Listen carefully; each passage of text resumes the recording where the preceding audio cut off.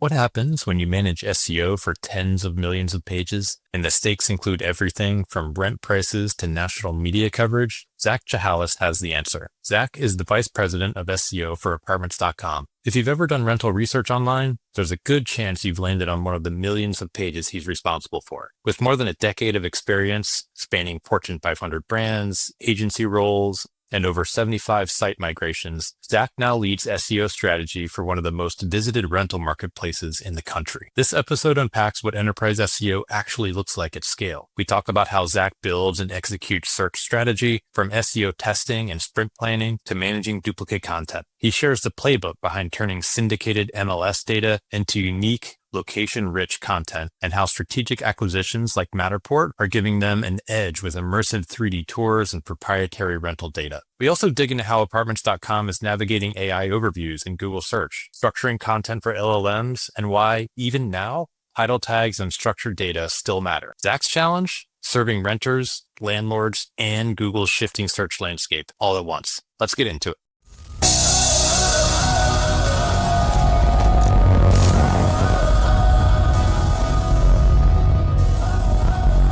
Zach, welcome to the show. As always, I'm joined by Joe DeVita, my partner in crime at Moving Traffic Media as well. Zach, you're an OG on the Page 2 podcast, the original guest way back in 2017. Well, I guess original guest, yes. I think it was the first one in the official format, but I followed Rand back in the day. So that was a little bit of a intimidating follow through. But yeah, I think I was the first official person. So I went back and listened to the episode before we had a chance to regroup with you. Did you ever get the Supra? No. So I'm still obsessed with cars. That's my passion. I went in a different direction. The older Supras hit that Paul Walker tax, for anyone that's familiar with that, where Fast and Furious made them a little bit too expensive. And the new ones, started looking into them. And then I went a different route, ended up grabbing a BMW M2 at one point, which was basically just a faster version of it.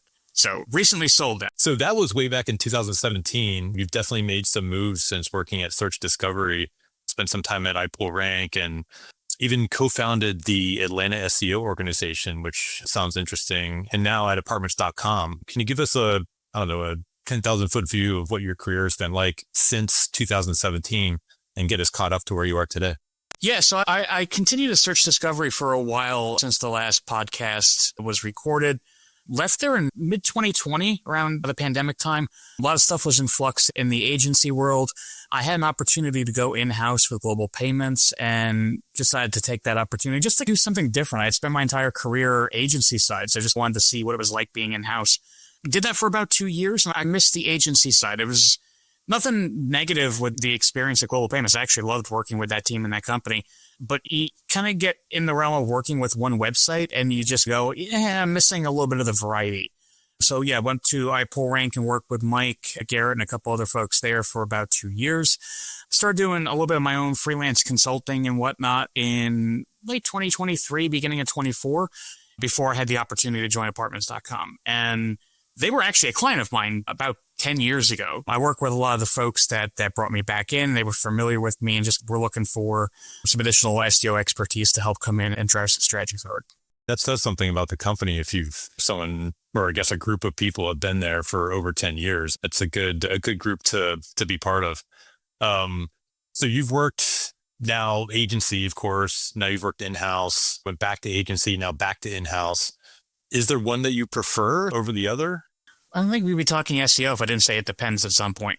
It really does depend. Like it depends on the variety of work. And I'm a type of person where I love chaos, more so organized chaos, but agency world has that a little bit where you're jumping from different clients and projects and enjoyed that component.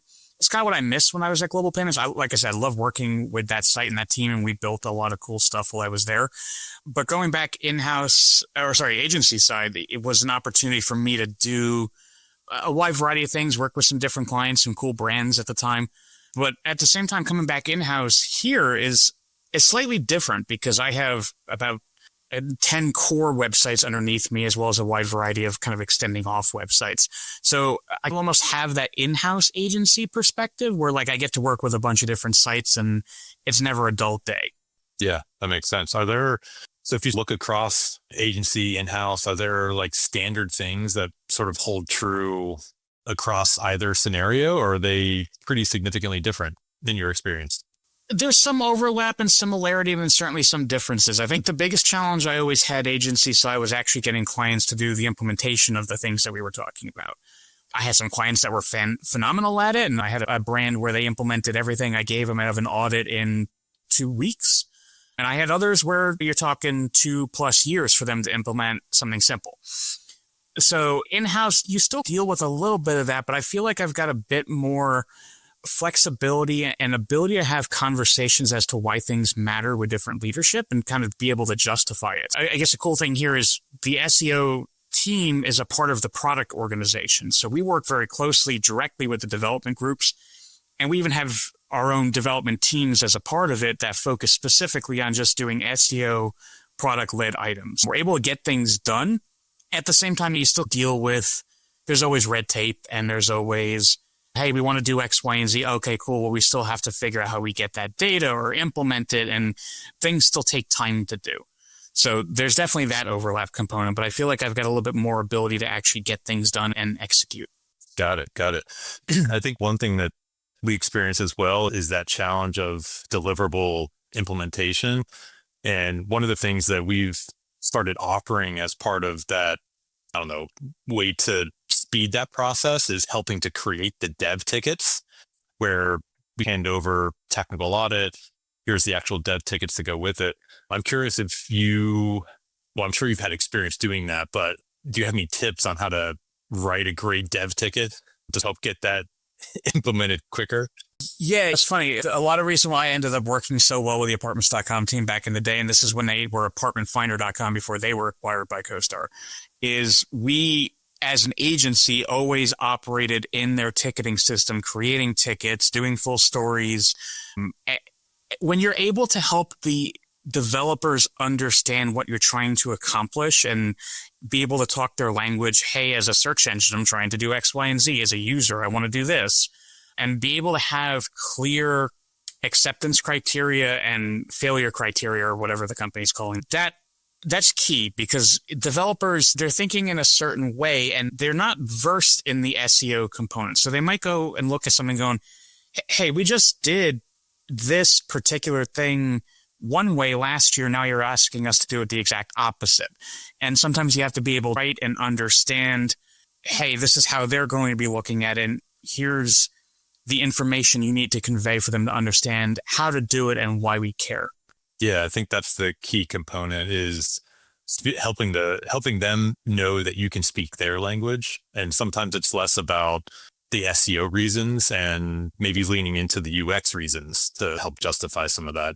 The other thing that we found very successful is data.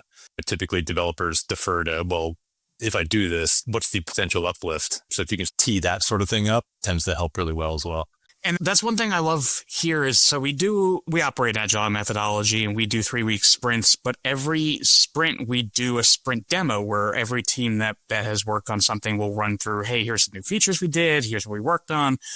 But we always start that with a look back cycle as to something that we've released recently, last couple months, what have you, and talk about the performance of that. Did it work? Did it not work? What did we learn? But it's also a great way to give recognition and props to all of the teams that were involved in building something, because beyond our development team, we have 5 other teams that may be involved in creating a story, whether it's ingesting the data, getting that data piped over, the analytics component, the design components. There's a lot of folks that touch these things. So it helps to be able to show them, hey, look what you guys did. Look at that impact that it had on these core KPIs we're looking at. That's really smart. Yeah, tying it back to actual performance is always a smart thing to do. I've worked in a couple agile environments where we're actually joining the daily stand-ups and things like that, so that SEO is always as part of the process.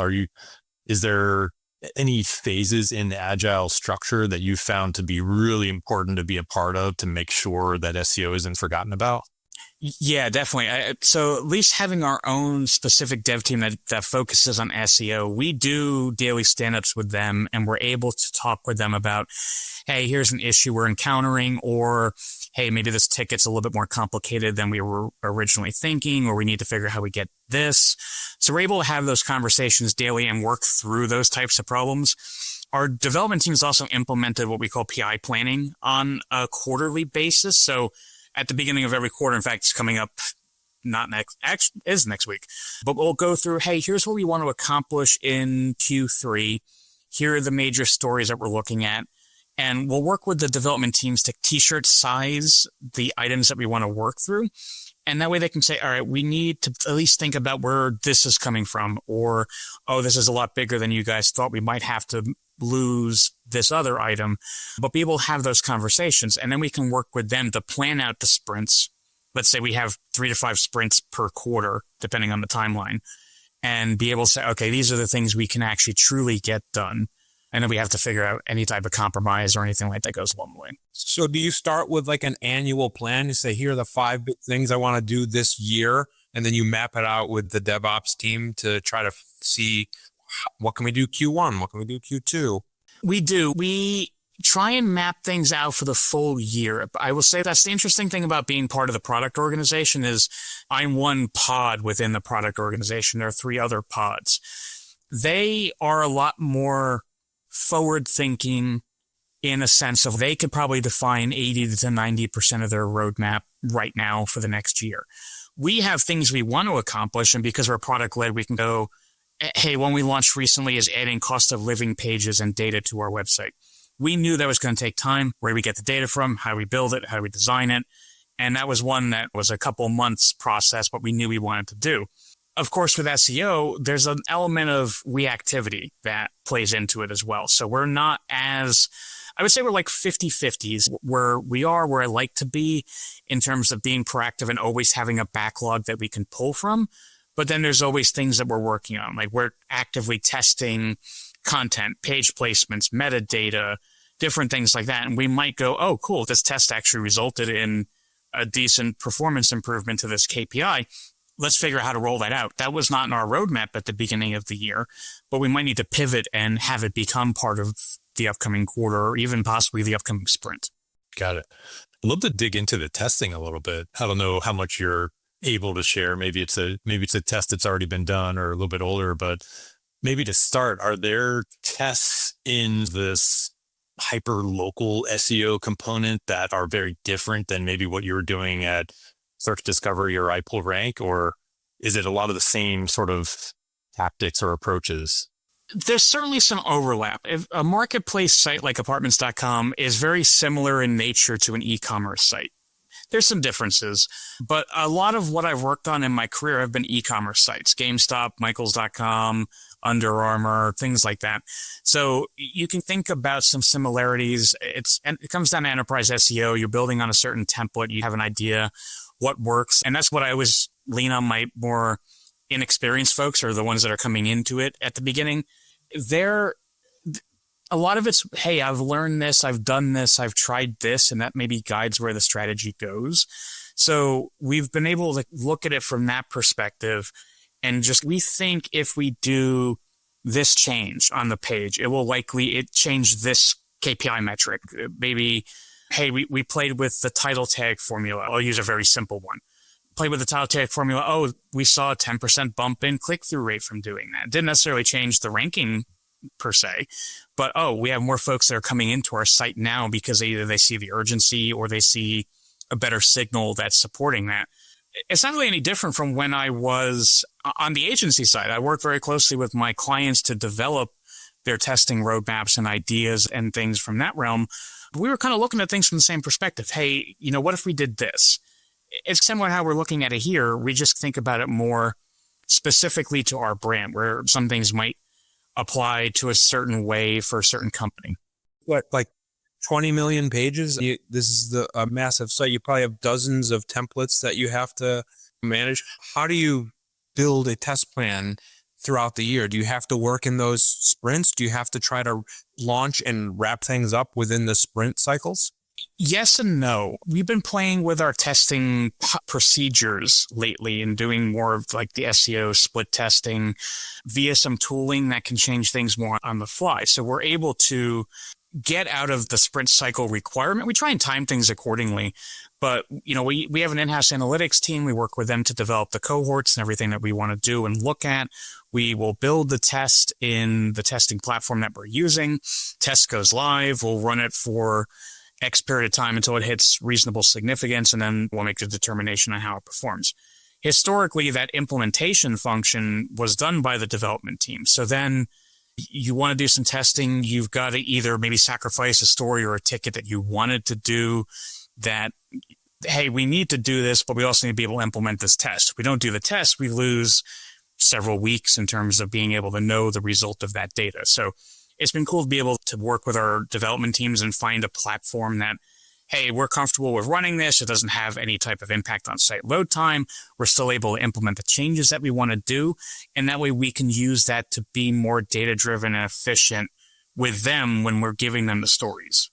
I'm curious on the testing and changing on the fly. So how, maybe to get a little tactical, like how do you determine what you actually serve to search engines when things are changing that dynamically? For example, you would want some stability, right? So they can determine what to, or how to re-rank or change based on what's being shown. So how do you manage for that?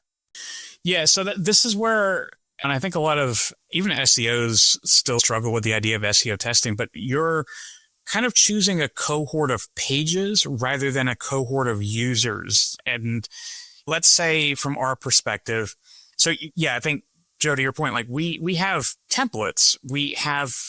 It really only comes down to actually maybe a handful of templates, but let's say our search result page. It's the same template in theory that gets served across every type of geography, every type of filter, every type of property type. It's just serving a different set of data on those particular pages. So we might look at it and say, hey, let's test something on our townhomes page. We'll choose a list of townhomes across the nation. Let's say it's 1,000 URLs. We'll do a 50-50 split cohort, identify what URLs go into it based on traffic so that there's even traffic distribution. And then we'll implement the change. But that will be served to both the user and the search engine, because we don't want to serve them something different. We want to be able to understand, hey, does this have a user impact? Does the search engine understand and respect this change? And then we'll run it until it hits significance and then determine, hey, did this make a difference? Did it help our rankings? Did it make a difference on the search engine side or did it make a difference on the user side? Do we see more folks interacting with this element, this component, this metadata change? And we've done everything from change elements on the page, rewrite copy, move things around, implement different approaches to the linking strategy, down to something more simple. Hey, let's play with a meta description and see if it improves click-through rate. Yep. Yeah, I imagine that's the benefit of being in the product group, because they're so accustomed to testing and being okay with pushing something in, with the goal of getting a proper significance out of that test. So I imagine that has to be a benefit of sort of being positioned in that structure. Love to dig into how you guys manage content across so many different locations and places. And I guess, how do you make it unique enough to stand on its own, especially when you're getting basically probably feeds from the MLS, which are roughly the same for everyone, right? So like, how do you manage that scenario where you're trying to take something that's identical and make it unique enough to stand on its own legs, as it were? Yeah, it's funny. I'm actually speaking at PubCon later this week, and my topic is on this exact thing. It's how we approach hyperlocal content from a national perspective. So I think the cool thing is Apartments.com is part of CoStar Group. And for those that aren't familiar with CoStar, they're a data analytics platform. And basically the mantra is to try and digitize the world's real estate. So as a part of that, we collect a lot of data. We have research teams that are going to these areas. They're taking pictures, videos, information about the particular area. And we're able to effectively tap into that to write our content. My team oversees both SEO in terms of the traditional technical sense and all that, but also the content team. So we're able to work with them to say, hey, let's develop content for this layer, for this kind of level of property type, for these particular geographies. And we'll go through and take the data that we have and the knowledge about a particular area and either write new content, refresh content. We've been developing things like our local area guides for over 10 years at this point. So we'll go through and regularly update those pieces of content, whether it's, hey, a stadium has changed names, to more fundamental changes to the geography, and be able to do that. But then we'll also have our content team create what I'll call long-form supporting pieces that help our renters or landlords learn about a particular topic. So as an example, we were looking at San Diego recently, and we wanted to just cement our performance and visibility in that area. So we revisited our copy. We revisited the neighborhoods and the guides that live there. We developed a bunch of longer form data-driven articles with our content team to help renters find what they're looking for in a particular area. San Diego's right near the water. Hey, what are the best neighborhoods if you want to be near the water? What are the best neighborhoods if you're an outdoor enthusiast? One thing we always see from the multifamily perspective is the biggest thing our renters are looking for is price. Okay, well, let's help them identify what's the right place to live, or what can they afford with their budget. So we'll create supporting content that goes into that. We also do data-driven style pages. I mentioned earlier our cost of living pages. We also have things around average rent. So we're able to take our internal data and curate, hey, here's how rent is changing in this geography over time. Here's how this quarter compares to last quarter, to this quarter last year. And that way a renter can be more educated on how they want to go through the rental negotiation process. Hey, I already live here. I know what my rent is. It's going up. Do I want to go find a new place to live that's cheaper? Or do I want to be more educated to negotiate where I am and go through that rental process there? It's even cool when I have my own team going, hey, I learned so much working here now that I was able to negotiate my lease more effectively because I was able to look at our rental data and go, hey, you're trying to charge me X, but the average rent is this, and this place down the street is offering a concession. Why should I stay here when I could go there? So we're able to do a lot of that from that national scale, but then scale it down to the local perspective. And that's something that I find cool. But it is similar to an e-com site. Like, we're all getting the same product, right? So it's how do you differentiate the rest of the experience so that way someone's getting something unique out of it. We do try and optimize our what we call LDP or listing description pages to be different. A big thing is we recently acquired Matterport. So Matterport is essentially a 3D touring digital twin development tool. So a lot of agents, brokers, property management companies, they're now able to model their entire building or a particular unit and create unique visuals around that, unique data around that. And that's something that the users love to see, especially since the pandemic, where the majority of folks were buying or leasing or renting something sight unseen. So now they're relying on these virtual tours, 3D twins, video tours to be able to make a decision on where they want to live without ever actually seeing the place. So we have a lot of that data because we now own and are able to integrate a lot of this unique content that comes in from Matterport. John and I have pitched that idea of data journalism to a number of our clients. It's very hard for them to execute because what data do they have? What data can they share? But it sounds like you guys can actually make news. Like, you have so much information coming in, you can make news about it. Yeah, and that's actually the cool thing. One of my team members was really excited over the weekend because they wrote an article about rental statistics, and it got picked up by a bunch of local TV stations, news sites, things like that. And they're able to go, hey, cool, I created this thing and helped a bunch of people, but I'm also getting this national visibility on some of these articles. So it's really cool to be able to see that. But these groups, from a digital PR perspective, they love having the unique data side of things. And that's where some companies are able to support that and some aren't. And there's certainly things that we can't share or fall into our internal or paid tooling.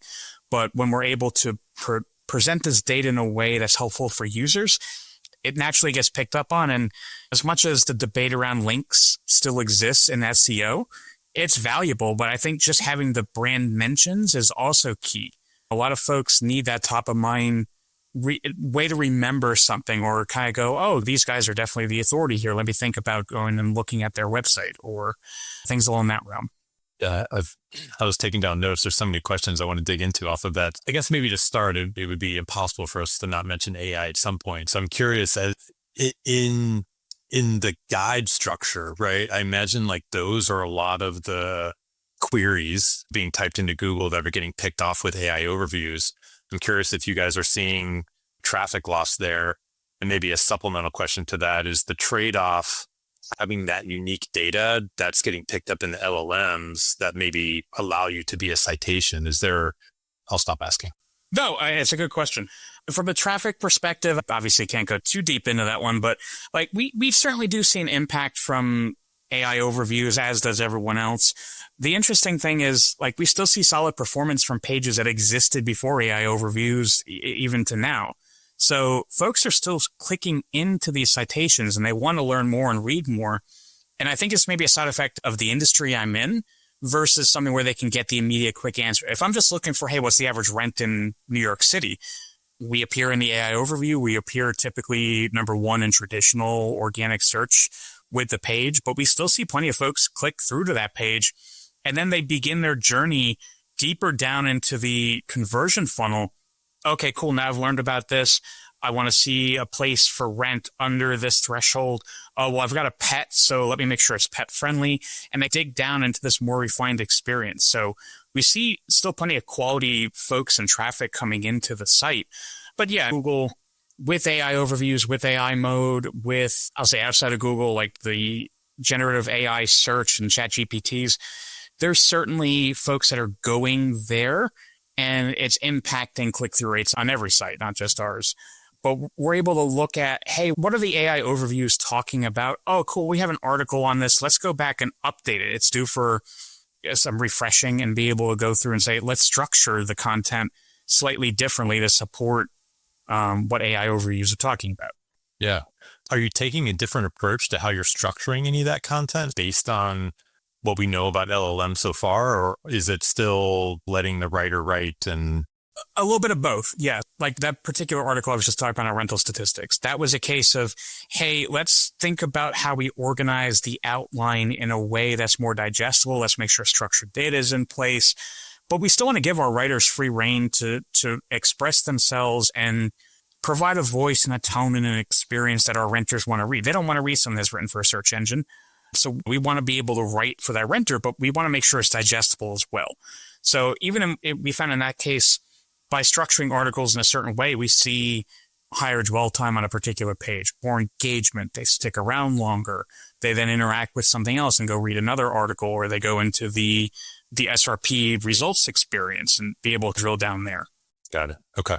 I was looking through the site earlier, and one of the things that I always notice is like the URL structures. And for most real estate sites, right, the challenge, well, similar to e-commerce, right, where once you get down into the product level, you're 3, 4, 5 folders deep, depending on how that taxonomy is set up. And the real estate sites that do really well tend to pull that listing up closer to the root. So I'm curious if you were involved in any of those decisions while you were there, or was that structure already in place? Or yes and no. Like I said, we're a network of sites, and I used to work with Apartment Finder back in the day before it was acquired. So when it was acquired by CoStar Group, we were trying to figure out, hey, how do we apply this brand to the platform that already exists for apartments.com, but have it be its own unique thing? That was a case where the URL structures on a lot of the sites that we own and work with have been that way for 15 plus years. A lot of our sites and brands go back even to the magazine era and things that used to have booklets in grocery stores. Those URL structures maintain where they are. Unless we see a dramatic need for change, we try and stick with what we've got, but we want to make sure it's user-friendly. We certainly had a fair number of brands that we've acquired over the years that didn't have user-friendly URLs, and we're trying to figure out all right, what's the impact in making this change? Is it something we want to bite the bullet and do? But in a lot of ways, we've stuck with what has been there for the longest time to retain that authority that we have. Got it. Okay. I guess last year at PubCon, you talked a little bit about migrations, and your title was Don't Get Left Out in the Rain, which I thought was great. I know this is one of your specialties, so I'd love to talk a little bit about migrations in general. There's so many different reasons for going through that process, some of them valid, some of them maybe just not so much. Is there, I guess, any key tips that you would recommend to mitigate that impending dip once that migration occurs? Yeah, that's a good question. As always, it depends. If you're doing a replatforming and you're able to retain the URL structures, then generally I find that you're able to retain a lot of the visibility, performance, and everything like that without seeing a dramatic dip. But there's a big but here is one, if you're changing URL structures, making sure that you're doing proper redirect mapping, not chaining URLs from one to another. An example, I work with a major brick and mortar brand that had an e-com site about 2 or 3 years ago. And it seemed like every 2 years they decided to redesign their local pages. And every time they did that, they would redo the URL structure and just keep chaining them together. So if I went back to the one that they had 6 or 7 years ago, it went through 5 hops before it got to the new one. Every time you're doing that, I'm still a believer that there's authority fall off every hop that you take in a redirect. And it's been proven in a lot of case studies. So if you're doing that, some of the search engines will bail on the redirect chain. The authority is going to fall off. Like that's a big one where I just see it can be a big miss, but also a simple solve. A lot of these are redirect rules where you're doing one rule that covers everything. If you're typically an e-com site, you're redirecting off of, let's say, a lookup table for product pages or local pages, and you have a store ID or a product ID, and you can typically do one rule that hits that lookup table and just have everything operate against that particular table. You don't have to do tens of thousands of redirects for every single particular URL. Try and be as efficient as you can with those more regex-based rules that exist there. I've also seen a lot of folks underestimate the impact of the platform that they choose. I still see a lot of developers that love SPAs, so they're implementing JavaScript-based websites and not really thinking through the implications of that to a pre-rendering perspective, what search engines are looking at. There have been multiple studies within the last 6 months that say a lot of the LLM crawlers don't process any form of JavaScript. So if you're not thinking about the impact of that, you could have a perfectly well-performing site. You could keep your URL structures and do nothing but change it to, let's say, Angular without handling the pre-rendering or the JavaScript component. And you can see your rankings fall off because you're not thinking about that. It also has an impact on site load time. It has an impact on the downstream experience of everything that the user's touching. So there's ways of just not necessarily seeing what's coming if you're not familiar with the technical implications of the direction you're going. Is there, I guess, looking back across the many migrations that you've managed, is there ever like the right time to do a migration? If you get pulled in and say, hey, we're thinking about doing this for X reasons, can you help us figure out the best time to do that? Like, how would you approach that sort of scenario? Yeah, I think there's 3 components here. Is one, when do you get pulled into the conversation? And I always like to work with the teams that I'm connected to and say, hey, if you ever hear these words, if you start talking about these things, call me, talk to me. Hey, I'm down the hall. Let's talk about this. So even when I was agency side, I would listen for certain phrases or, oh, let me ask a little bit more about that. You guys are talking about redesigning something. Let's talk about that redesign. If you get brought in too late, that's its own problem. I've certainly been asked about that particular case, and I think I'm long past my NDA. So like I used to work with GameStop back in the day, and they did a brand new site launch in 2017. And in that particular use case, they were going, hey, we are going to do this. We haven't touched our site in a decade. We need to do it.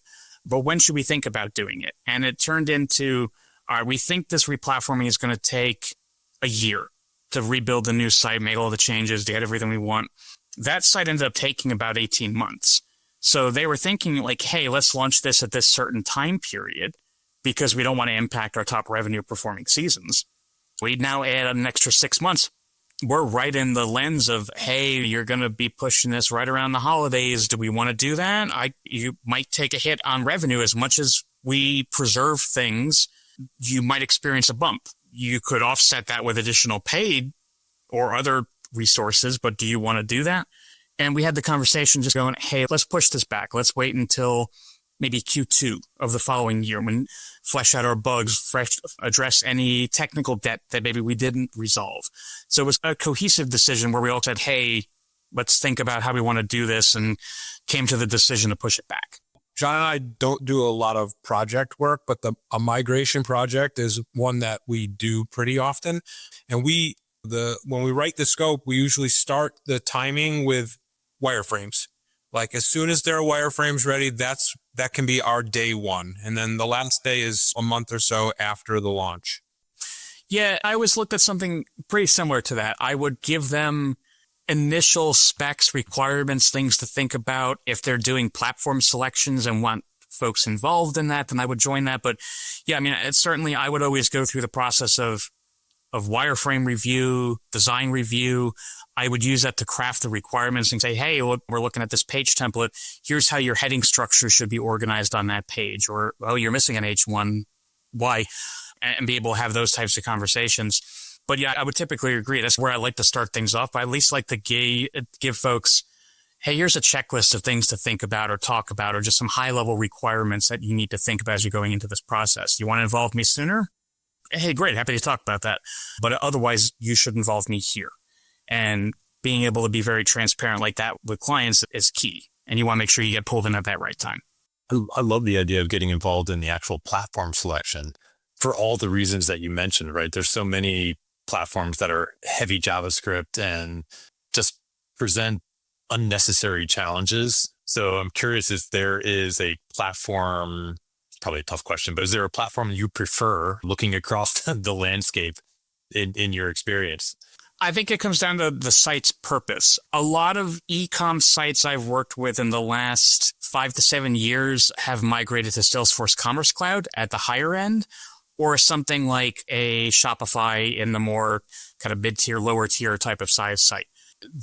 Each of those platforms has its pros and cons. There was a good time where Salesforce Commerce Cloud was creating duplicate LDP URLs, and you would have multiple iterations of your product pages. Or at one point, they had a certain page template type where you couldn't set a canonical tag for it.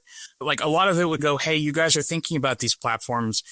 Being able to read through the documentation or being familiar with the platform and go, here are the limitations that you need to think about, or here are the things that you might need to solve for out of the box. Because a lot of these folks are typically hiring a third-party development group, whether it's the agency that's also doing the SEO or someone else, and they set a specific scope. And they're going, hey, we're selling you what's in the box. This is what you get. Here's how we're setting it up. And then you start to go through that process and realize, oh, well, we are a multi-language site, and this platform doesn't handle href lang tags. Got to figure out how to do that. That's out of scope. And you're going to get pushback from the development folks to do that. So if you can identify that earlier on, you can at least make sure the scope includes that, or you can say, hey, maybe this isn't the platform for us. Yeah, that's smart. I wanted to circle back to apartments.com, or I guess, again, thinking about any large e-commerce site for that matter. Once you get into filtered search results, you filter down so far, you end up with a bunch of soft 404 errors and things like that. Is that something you guys encounter on your site as well? And how do you manage for that? Yeah, soft 404s will appear in different cases. So from the marketplace perspective, you'll have either a property that's gone offline. So for example, we have a lot of private landlords. Hey, you own a condo, you want to rent it out. That property can go offline. The URL typically continues to work, but might not be as prevalent. I'll say it won't be prevalently linked to. It won't be included in XML sitemaps. But if that property does come back online, then we want to make sure it's there. You might, in theory, end up with an orphan page, but that might be good because it might go in and out. I had the same thing with e-com sites where, let's say I work with a couple clothing companies. They would have winter gear. They wouldn't sell it 3/4 of the year because they didn't want to stock the inventory or deal with that. But then it would bring back the same product page later on. But be out of stock still exists on the site. And it's a necessary evil to have that type of soft 404. On the results experience side, you kind of have the same thing. Let's say you have that winter gear page.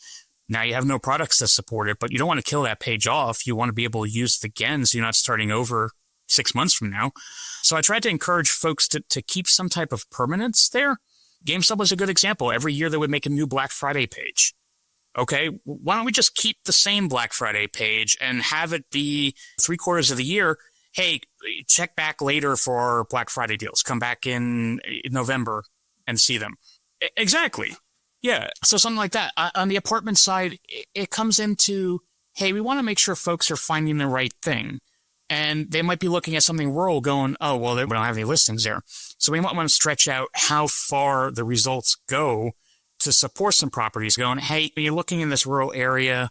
There's nothing really here, but we have these other properties nearby. Maybe look at these. We do certainly have instances where there's no results pages. We, from a logic perspective, try to avoid linking to those where we're able to say, hey, there's no inventory here. Let's not link to this page.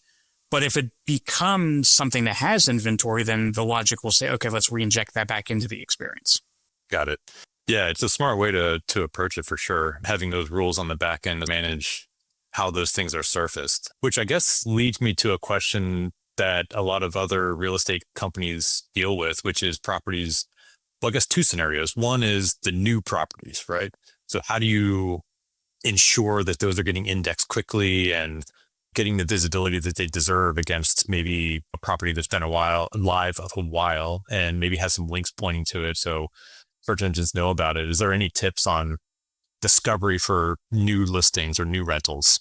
Yeah, Garen, I'm sure competitors are listening to this conversation. I'm going to keep it a little bit high level, but there's plenty of ways out there to make sure search engines are seeing new pages. Having certain linking that goes to, hey, new builds in an area or XML sitemap structures. A big thing I see folks not using as much as they really should or understanding are some of the submission APIs that exist or index now on the Bing side that also serves multiple other sides. If you're able to say, hey, we have this new content, come check it out, it encourages the search engines to come see it. Like a big example we deal with on our side is apartment buildings are popping up all over the place. Construction has fallen off, but over the last couple of years, there's been a big influx of new buildings. So the property management companies want to start advertising them. They want to be able to start getting leases. So when it's ready that they have folks that want to move in. But sometimes they don't want to do that too soon. They don't want to have the page exist. So we need to be able to have certain logic that says, hey, this is under construction. Let's not open it up yet until this certain criteria is met. And then, okay, this criteria is met. Now let's go do these things, this checklist to ensure that search engines are seeing this new page. Yeah, I've noticed a lot of real estate sites moving a lot of those links to the homepage, for example, and trying to get visibility on new construction, new listings that way. Do you have to deal with properties going away? I imagine that's through some of the logic you just talked about with maybe pulling it off or out of the site maps and things like that. But I guess you're a little bit unique compared to homes where they sell and go off the MLS. Do apartment listings stay in perpetuity or? Generally, yes. I guess it's two angles. And even when you look at homes or some of the sites that do more of the for sale buy type of experience, they tend to just put a page into an off-market type of thing. So, hey, this property is sold. Well, it just stays in off-market until it goes back on the market. And that way they don't have to make a new page. Somewhere we were talking about before with e-com products. Works the same way. I find a lot of our multifamily properties, so like apartment buildings and complexes from a property management company, they generally are always there. They're generally usually looking for an advertiser, and they usually have at least a unit or two available because of the rent cycles that exist there. So those pages very infrequently have no listings available to them. But if we do hit that type of experience, then we'll go, hey, this property is currently not advertising or currently doesn't have any available units. Check out this other related property or go see what else is available from this property management company. Same thing with individual owners. Hey, you have a house that you're renting out. In theory, that LDP stays around. It just goes into the background. And that way, when you want to bring it back later, we can. If it's a case where that page needs to go away, then we'll account for that. But we have the logic in the back end that will say, okay, cool, this property is no longer on the market. Let's not actively link to it or surface it. To entice a big property manager to advertise with you guys, does your content team develop the content? Do you build a page specifically for the property? Does your content team build the page? Do you offer that is it a service or? Generally not as a service, no. We do have aspects of our brand and company that will actually create property management websites for them and handle all that type of components. We typically work with the PMC or the feed that's coming in to inherit their content. And then we try and figure out how we either supplement it or make it more unique or provide just at least a unique experience on that LDP. So you're not seeing the same thing as every other brand is seeing. But typically, for the most part, that comes in through the feed, whether that be an MLS or working directly with a vendor or a feed vendor. If it's a property, if it's just like an independent IO landlord type of thing, IO being independent operator, we have an experience in our rental manager tool where that's actually a good example of AI where we've said, hey, upload some photography of your property, upload some initial thoughts on your property, and we'll write the description for you. You like it, you can use it. You don't like it, you can regenerate it. But we're able to say, hey, based on what we see about this property, we're able to put together a property description for you that you can then modify. We have fields that allow us to add additional content to pages. It's just on a case-by-case basis. Yeah. I was going to ask if there are ways you can share around how you guys are using AI, either for efficiency or for SEO specifically, content creation, things like that. I'd love to hear a little bit more about how you're making things more AI process oriented. Yeah. I'll be transparent and say we're not using a ton of AI for the actual content generation. We use AI from an agent's perspective to help make our team more efficient and prosperous. Like I said, we've got all of our in-house internal data. We are able to create ways to pipe into that data and say, hey, I want to write an article about this particular geography. Help me identify the top facts, how far it takes to get from here to here. What are the top things that folks are looking for in that particular area? What are the top amenities? And we're able to use our data via AI agents to be able to do something like that.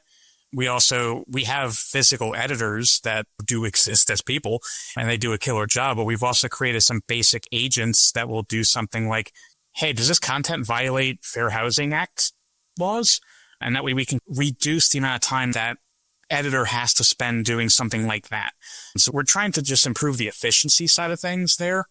So it's more educating and informing the process rather than pure generation. And I've always been a believer, and this goes back to some of the conversations and podcasts I did with Mike when I was at iPullRank. There's the idea of information gain, right? If everyone's using AI to generate the same content from the same sources, at that point, what's the unique value that you're providing to anyone? So this is where I'd rather use AI to be efficient and say, all right, let's take this data, let's improve that process, but let's still provide something unique that other folks aren't automatically inheriting. Not to say they won't scrape it later or try to and use that in their own LLM, but at least in that case, we're using what's unique to us. Yeah, I think that's why we have to figure out the revenue model for publishers, right? Because we need them to be incentivized to continue to create that unique content. Otherwise, everything just ends up being slight variations of the same thing. Yeah. I'm curious if there are any, boring tactics that you would see as being still foundational in this age of AI. I think the more we learn about LLMs, it's like, well, actually, they still key off the title and the meta description. So I'm just curious if there are things that you're pounding your fist on the table internally. Let's not get too crazy. Let's still focus on the boring things. So I spoke at SEO Week a couple of weeks ago with Ann Laurie and Jory Ford, and Ian made a good point where it's just kind of like, hey, don't try and do the fancy stuff before you do the basics. I love that you want to try and do this really cool thing, but your site's not even crawlable today. So, why are you focusing on that? I'm still a core believer in making sure your technical foundation is solid. Is your content crawlable? Are search engines seeing everything that's there? If you're using an extensive amount of JavaScript, then, not only have you still struggled with search engine crawling, but now you're struggling with the generative engine crawling as well in the LLMs because they can't see that anyway. The one that threw me the most is I was seeing folks going, hey, structured data is meaningless now. I'm a big structured data, I'll say nerd, that's my second biggest passion after replatforming and migrations. So I'm sitting there going, no. From the search engine side, they still rely on heavily. It's great to tie together and define entities, provide search engines information. My cheesy analogy is always like structured data is giving Google a Shakespearean novel at a kindergarten reading level. You're simplifying that content that's on the page. Then you have both Bing and Google come out and say, hey, Copilot relies quite heavily on structured data. Google, hey, Gemini looks at this too. And suddenly people are like, oh, I took structured data off my site, which is a little bit questionable. Oh, now I need to put it back on. It's stuff like that where I go, hey, this is still there. And even going back to the whole rel equals next and prev sunsetting from Google, other search engines still use it. So, hey, just because someone's saying they don't use that field anymore might not mean that other folks aren't using it. Make sure you're doing the research and understanding what you care about, what search engines care about, and how you can do that effectively before you try and get too fancy and do, something crazy like building an AI agent on the site that you want to use. Cool. Well, if no one's going to find it. Right. Imagine being that dev picking up the ticket to re-enable schema after you just removed it a month ago. We were talking about earlier, right? Sometimes you do have to go back to a dev and say, hey, we recommended this. Now we have to about face. That's a case where, hey, the SEO made a poor decision. Not that the search engine changed anything. You just, we don't need this anymore.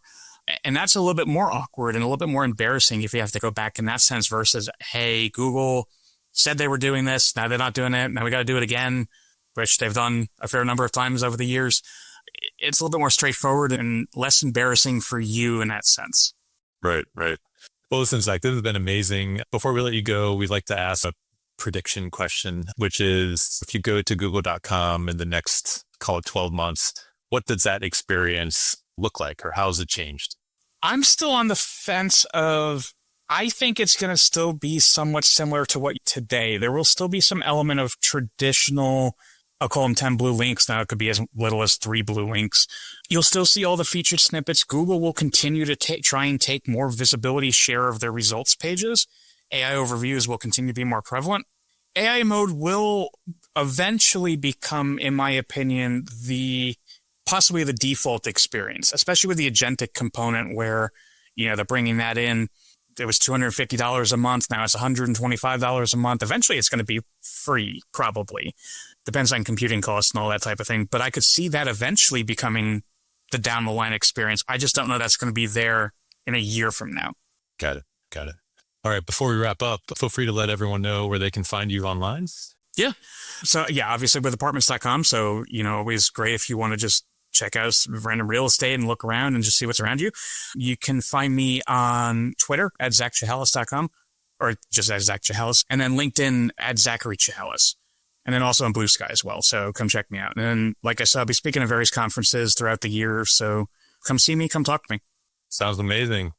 Thanks again for joining us on the Page 2 podcast. And if you enjoyed the show, please remember to subscribe, rate, and review. We'll see you next time. Bye-bye.